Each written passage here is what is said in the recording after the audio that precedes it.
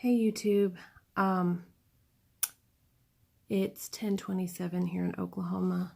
I actually, as usual, couldn't sleep really. Just always having a lot on my mind. But there's been something that for the past couple of days, no, I don't even want to say a couple of days. It was sometime yesterday. It seems like every time I'm on the phone with my mom, her and I just get to talking, and sometimes I don't think she realizes how smart she is. I don't really think so. I don't think she sees it. But her and I were actually on the phone, and sorry, I just wanted to get a little comfortable there. We were on the phone, and we were just kind of talking about some of the stuff that I've already kind of told you guys about. And, you know, how I told you guys my theory about between yesterday and the 21st. Well, 2 times today, I saw the number 21. I might be reaching, okay? I get really excited about stuff like this, as one should, when we're trying to just patiently wait for the Lord. And so I get really excited when it seems as if it might be a confirmation. So anyway, I don't know. We were just kind of talking about it, and I said, yeah, I had made a video about, you know, how what my theory was, and she then confirmed, yeah, isn't it like the 21st or 22nd that winter is? And I was like, yeah. And I said, I just couldn't stop, you know, hearing or whatever, thinking or whatever you call it, if your flight takes off in winter. And I'm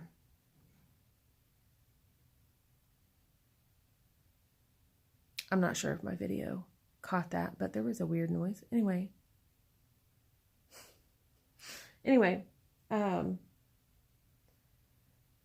so at any rate, so we're talking, and she was like, yeah, the 21st or 22nd. I said, yeah, it's the 21st. And just all of a sudden, I was like, you know what? Let me go look at the calendar. And so I looked at the calendar, and I had just read the verse to her. And she goes, yeah, go ahead and check that out. And I said, okay. So I check it out. And guys, maybe I'm reaching, okay? Maybe. But my whole life, I've been taught that the Sabbath is on Sunday. Please correct me if I am wrong. I don't know what's broken if you don't tell me, you know, kind of thing. Like, I've just always been taught that was, Sabbath was on Sunday. And you guys, the day of winter, okay, is December 21st. Well, next month, December 21st falls on Saturday. So to me, I feel like that was a confirmation. Like, I literally all of a sudden was like, oh my goodness. And because the next day would be considered Sabbath. So I kept thinking, oh my gosh, because it says, it's Matthew 24:20, and it says, pray that your flight will not take place in winter or on the Sabbath. Okay, well, if Sabbath's the next day, how weird is that? Now, again, I'm not saying, let me go ahead and clarify or do a disclaimer. I'm not trying to say that the rapture is going to take place on December 21st. That is not what I'm saying. However, with that being said, that's a really high watch time. Okay. I'm just saying, because again, there's just too many things that kind of sort of point to it. Now, I'm not a math person. There's some people out there that can get on here and look at the 1,260 days or whatever, and just like, I'm not a mathematician, okay? Like, I suck at math. So I'm not the one to just be like, well, from December 21st, if you go backwards this many times, like, no, I'm not smart like that. All right. I'm smart in other areas, but that is not that's not my strong suit. So let's just call it what it is. So at any rate, I just feel like that was something that I needed to put on a video. And earlier I was in my bedroom, and I was like, man, I'm starting to get tired. Like, yes, like I start to kind of get excited when I get tired, because I'm like, yes. And so I'm like dying down, and there's not very many videos that I need to watch or whatever. So I've kind of caught up on them, and I just kept like constantly telling myself that I need to make this video. And I'm like, I have to do it. I have to do it. Like, I just have to do it. So weird, guys. I don't know. Anyway, so I just thought that was extremely significant. I have, been asking God to, okay. Also with that. So just a praise report. I'm super excited. Like, yes, made my heart just super happy. My older sister and mother, long story short, my mother is a pharmaceutical addict. She knows that I tell people about her testimony, because she's not really able to do so. Not because she can't like talk or anything. It's just she won't. So she allows that fear to kind of set in. And so she's not one to like, she's just not like that. But anyway, so I kind of do it for her, whatever.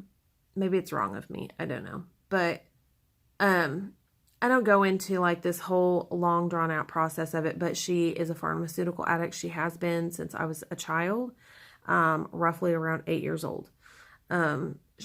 These past couple of years, she's been off and on. After my dad passed, which was November 29th of 2017, she got sober, I guess is what you call it.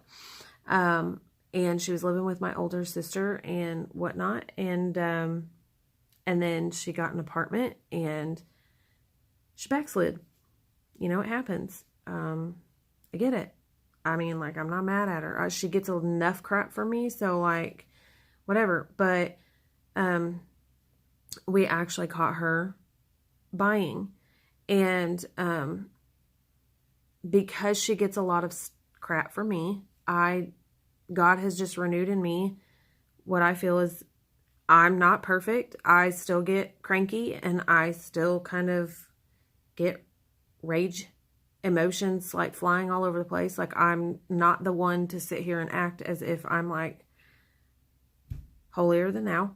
But at that moment, like, I just felt like I needed to come at her from a different angle. So, I asked her some questions. I just asked her, do you believe Dad would go to heaven? She said yes. And I have no doubt about that. Like, there's some people that I fear for their life, but in their soul. But, in which case, you pray for those people, but, and you keep talking to him about Jesus. But, I don't have any doubts about my dad. So I asked her, she said yes. I said, okay.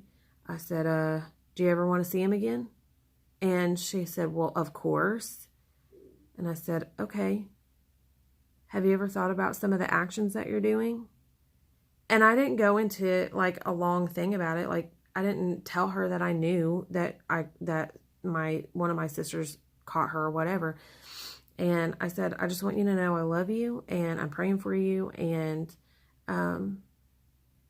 she said, well, I don't feel like 20 a month is that bad.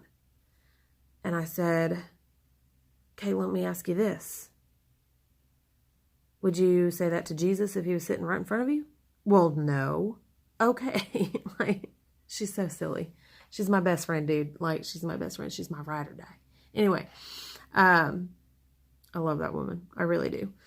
But anyway, so enough of that part. So my sister, my older sister, and her have just not had the best relationship. And so her and her third child, my niece, came in to get their nails done one day. And on my way to work, I just asked God to break strongholds, whatever chain is there to break them, and stuff. And I was getting really emotional, I was just praising God, and this normal stuff that I attempt to do almost every morning. But the praise report. So her and I didn't really talk a whole lot on Saturday about my mom, but we did bring her up a little bit, and she said, well, I haven't spoke to Mom ever since. And I said, well, yeah, I can understand that. I said, I just kind of thought about it, and I just realized, like, if I can't forgive Mom, then why should God forgive me? And that's all I said. I planted the mustard seed, and now it's God does what He's going to do with it. And sometimes that's just what you have to do. And this morning, no, today's Monday, just kidding. Yesterday morning, my sister asked her to go to church with her, asked my mom to go to church with her. And the entire sermon was over forgiveness. Guys, God is amazing. Like, He is so amazing. Oh my gosh. And she cried, and she just hugged my mom, and just God's awesome, man. Anyway, there's enough negative, so I just thought, I would bring a little bit of positivity into light, because that's amazing to me. And to me, that could, if I'm really reaching, that could even be a confirmation too. A couple months before my dad even passed, him and I hadn't spoken like months, and he had a dream. I do not remember the dream. He did have a dream, and we ended up speaking, and we apologized to each other, and then a couple months later. So God works in mysterious ways. So anyway,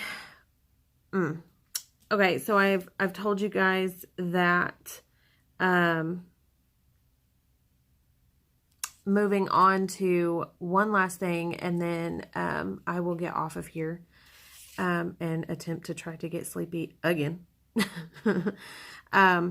So I read in the Jerusalem Post. I think I have it copied to my clipboard, so I'll try to put it in the description if you guys just want to check it out or download the app. It's been sending me notifications a lot about what's going on in Israel, and what's going on with like the Benny Gantz thing. Actually, nope, I thought it maybe did it again.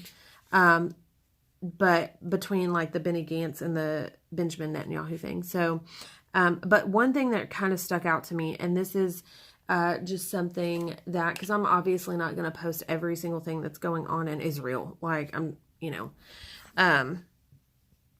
but I had just seen an article and thought, like, this is kind of significant.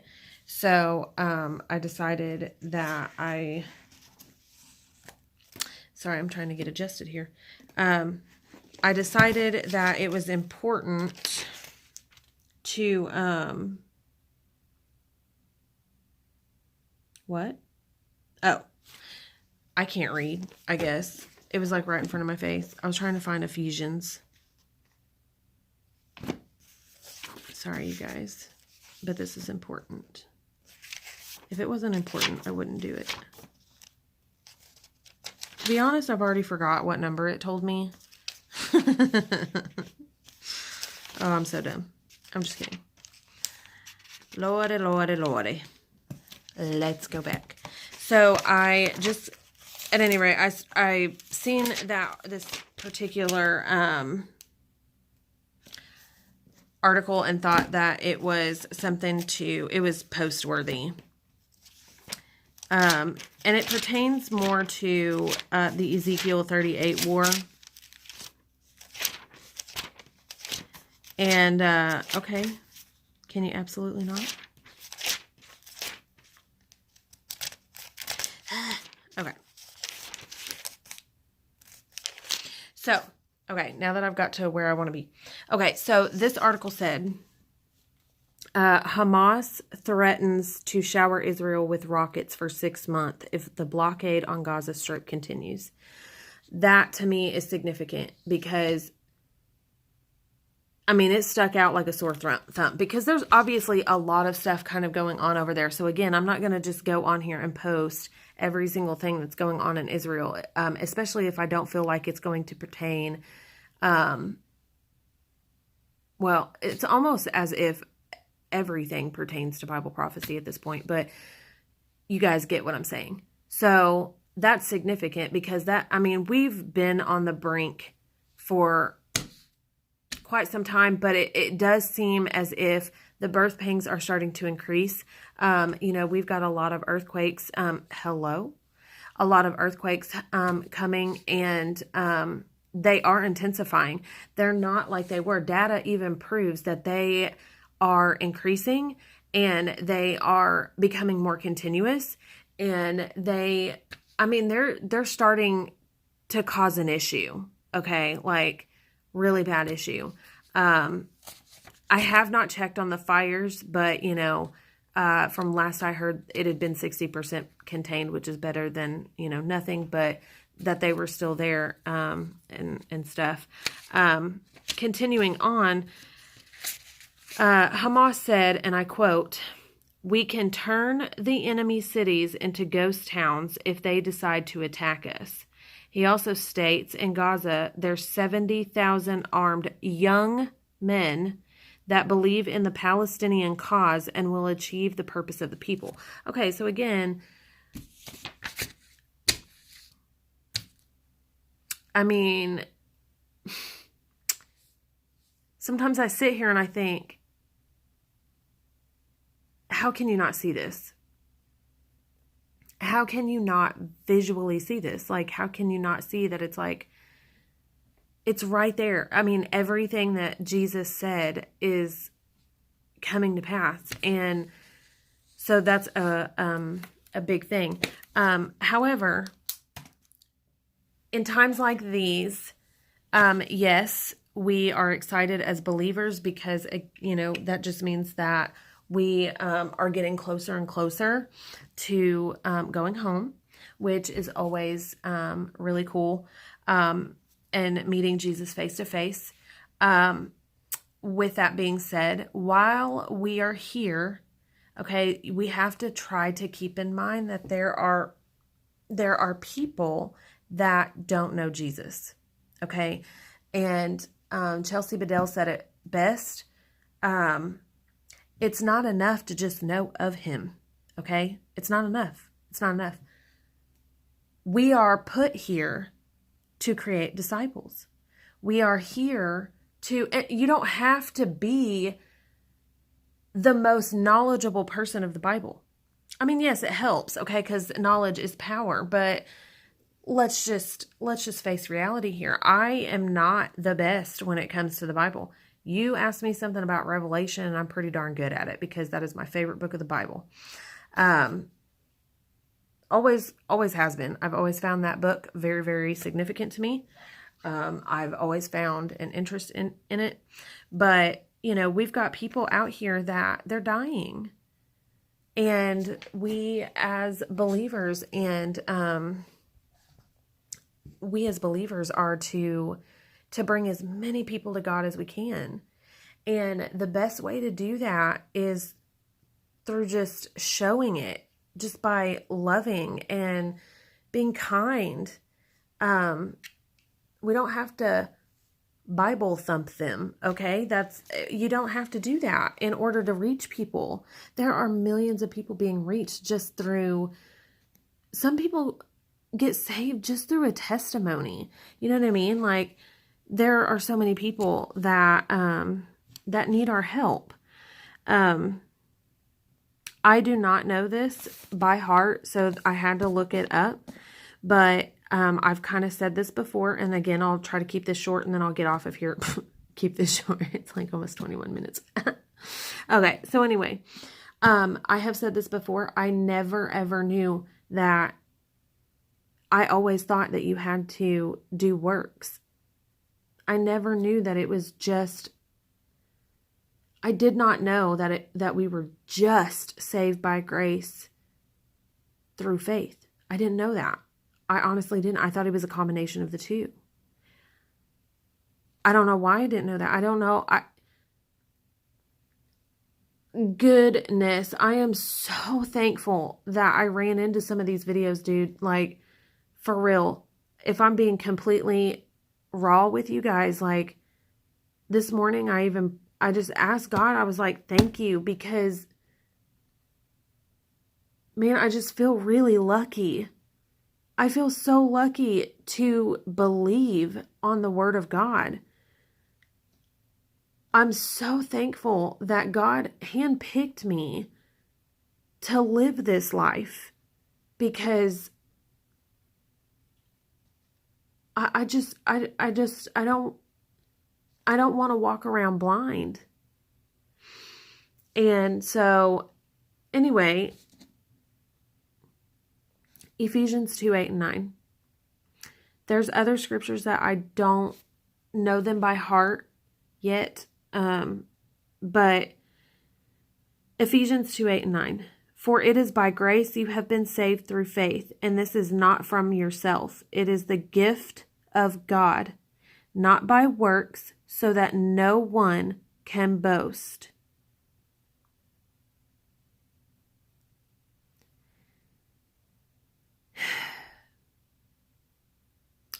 I'm going to read this last part, there's a reason. Okay. For we are God's handiwork, created in Christ Jesus to do good works, which God prepared in advance for us to do. That doesn't mean, some people, everybody has a different interpretation of the Bible, okay? I understand that in a whole new light. I understand that as not that we are to do works, but we were created for works. Yes. But it is through grace alone. No. By grace alone, through faith alone, in Christ alone. And His love, just His love, man. I can't speak enough about it, okay? Like, I get fumbled when it comes to words sometimes, and you guys have seen it in every single video, and majority of the time it's just rambling, and I talk about that too. But the deal of it is sometimes when I am this overwhelmed with the grace of God, if you are a parent, you know exactly what that is. Exactly what that is. Your kids don't have to do works. They don't have to do work for you to love them or for you to be a parent to them or to let them in the home. Okay, think of it that way. You have your house. Your kids, okay, they're sitting outside. Hey, listen, my daughter's name is Aubrey. Hey, Aubrey, listen, you're not allowed in here until you do some work. Move along. No. That's so silly. And I never thought of it like that. Okay, until some of these videos that I had watched, and I've spoke about them like 100 times, and I won't, go back into it, or at least now I won't go back into it. But if you are a parent, you are not going to do that. If there is someone out there willing to argue with you about that, you tell them that analogy. Like, hey, listen, so you're a parent. Okay, now if they're not a parent, okay, it is a little bit harder for them to understand. But you could even maybe use their parents. Granted, you don't really know, like, maybe their parents did do that. I don't know. But you get what I'm saying. You get what I'm saying. I fumble with my words because I am so overwhelmed by the emotion of the fact that I have somebody that loves me so fiercely, who handpicked me to live this life, to be a mother to these 3 beautiful children that I now get to raise by grace, and teach them that we have a Father and a Creator in heaven that made everything for them and let their only Son come here to be beaten and spit on and bruised to save us from our sin. Okay? That's the harsh reality of it. There is not a pastor out there that is going to teach it to you like, well, okay, let me rephrase, rewind. There are woke pastors that will teach you that, but there are these other ones that won't. Okay, that there are some, and I'm not going to say their name, but there are some out there that they're not going to teach you that. They're just not, because it's not about that for them. The reality is that our wonderful, loving God sent his only begotten Son to come down here to die for us. Shed his perfect, beautiful blood everywhere to wash us white, to wash us clean. That's it. That's all you had to do. That's it. You're done. You're done. That's all you have to do is believe on the Son of God. Like, believe on the Son of God. Believe in your heart that he is Jesus and that he died and he rose again on the 3rd day.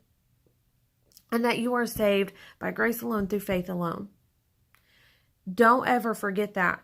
Don't let Satan or someone else come into your mind to make you think that you are not worthy enough to make it into heaven, because that is not true. That is not true at all. You are worthy. You are enough. All of us fall short of the glory of God every single day. Okay? I fail every single day. I'm not perfect. I'm not even near perfect. But God loves me anyway. And I believe on Jesus. And I believe that he died and rose again on the 3rd day. And so I know that I'm going to heaven. Are there days that I doubt that I'm going to heaven? Yes. But let me tell you something, sisters and brothers. That is not a spirit of God. That's not. It isn't. There's not a single soul in this world that can make me think otherwise. Now that I know this information, it was like one day I had half of the veil over me, and then the next day I learned about this and I was wide open. I was woke. Okay. I should make a shirt that says I'm woke. I'm just kidding. I'm stupid. Anyway. Anyway, guys, I've been on here almost 30 minutes. Okay. I'm like, it's going to be a short video. Yeah. Okay. I love you guys fiercely. Also, I've told you guys before, it's someone else that I can just kind of sort of talk to. And I want these messages to get out there. I want this to save someone someday. Whether it be today, tomorrow, during tribulation, these videos will still be here.